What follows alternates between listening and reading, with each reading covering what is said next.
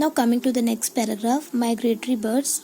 Birds that travel in flocks from one place to another over large distances are called migratory birds. वो birds जो group में एक place से दूसरे place तक लार्ज डिस्टेंस ट्रेवल करते हैं उनको माइग्रेटरी बर्ड्स बोला जाता है. It is regular seasonal movement of birds usually from north to south. ये एक रेगुलर सीजनल मूवमेंट है. जब सीजन चेंज होता है तो बर्ड्स जो है वो नॉर्थ से साउथ की तरफ मूव कर जाते हैं. That is called as a migration. Birds migrate to places for better food and warmer climates. Now ये जो बर्ड्स हैं वो दूसरी जगह तभी मूव करते जब या इस एक जगह पे पहले वाली जगह पे कोई ऐसे चेंजेस आते हैं जहाँ पे उनको फूड या जो क्लाइमेट अच्छा नहीं मिलता है तो they move for better food and warmer climates. ठीक है.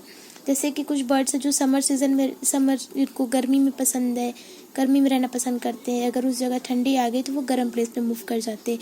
कुछ बर्ड्स ऐसे हैं जो विंटर वाले कोल्ड प्लेसेस पे रहना पसंद करते हैं. तो अगर वहाँ पे गर्मी लग रही है तो वो दूसरे ऐसे प्लेस में माइग्रेट कर जाते हैं जहाँ पे ठंडी जगह होती है. ठीक है. Now coming to the next page. There are many migratory birds that come to India during the winter season. Siberian cranes are white-colored birds that are found in Siberia and Russia. कुछ ऐसे बहुत सारे birds होते हैं जो India में आते हैं विंटर सीजन के समय. साइबेरियन क्रेन्स होते हैं. As you can see in the picture Siberian cranes है ना. वो वाइट कलर्ड बर्ड्स होते हैं जो साइबेरिया में और रशिया में ही पाए जाते हैं. विंटर सीजन के दौरान है ना the harsh cold weather and lack of food forces this birds to warmer areas like area.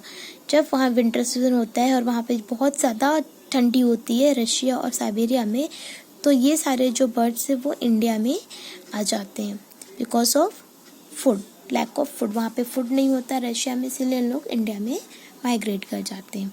The migratory birds return home once winter is over. और जैसे विंटर ख़त्म होता है ये वापस साइबेरिया और रशिया वापस चले जाते हैं. Now coming to the next paragraph. Greater flamingo that migrate to the Indian subcontinent are found in the Nal Sarovar bird sanctuary and in the Thol bird sanctuary of Gujarat.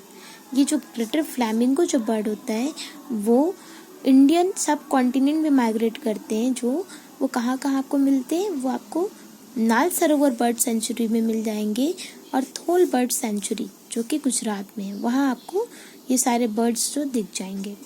Greater flamingo. Now blue throat is found in Rajasthan and the Keoladeo national park of Bharatpur.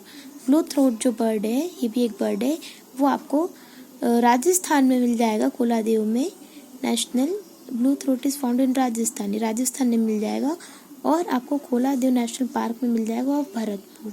ठीक है. Keoladeo national park is situated in Bharatpur. So let us see what is given the first next paragraph. Migration is a time when birds are hunted the most by humans and other animals. Migratory birds also often get lost. They collide with man-made objects while flying. Migration एक ऐसा समय है जहाँ पे सबसे ज़्यादा birds की hunting हो जाती है ह्यूमन से है ना. बहुत सारे बर्ड्स मर जाते हैं एंड अदर एनिमल्स और बहुत सारे एनिमल्स भी. तो migratory birds also often get lost. Even they जो बर्ड्स होते हैं while migrating they get lost also.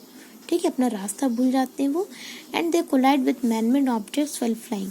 और जब बस फ्लाई करते रहते हैं ना आसमान में उस वक्त किसी भी मैन-मेड ऑब्जेक्ट से जैसे प्लेन्स हैं, रॉकेट्स और ये सारी चीज़ों से वो कोलाइड कर जाते हैं टकरा के मर जाते हैं.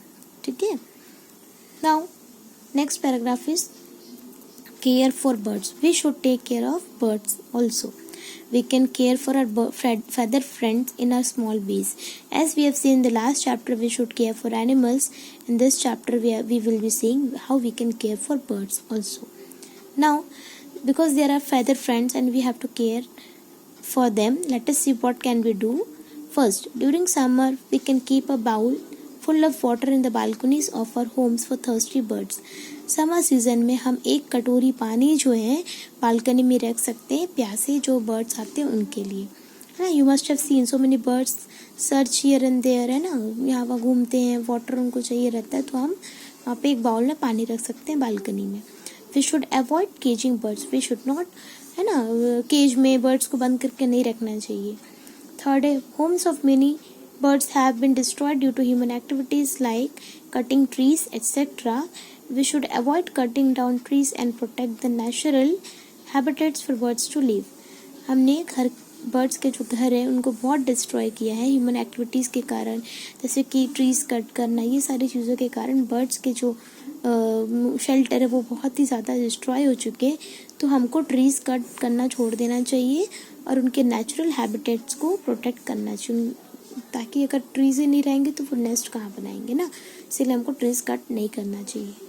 नेक्स्ट है hunting birds for food, sport, feathers or even as museum specimens should be discouraged and stopped.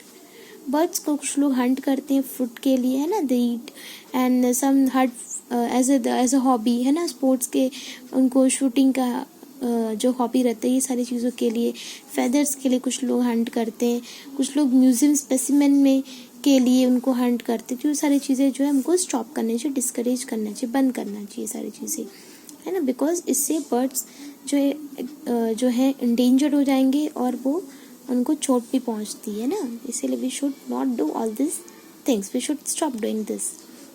So students, this was all about birds which we have studied in the chapter.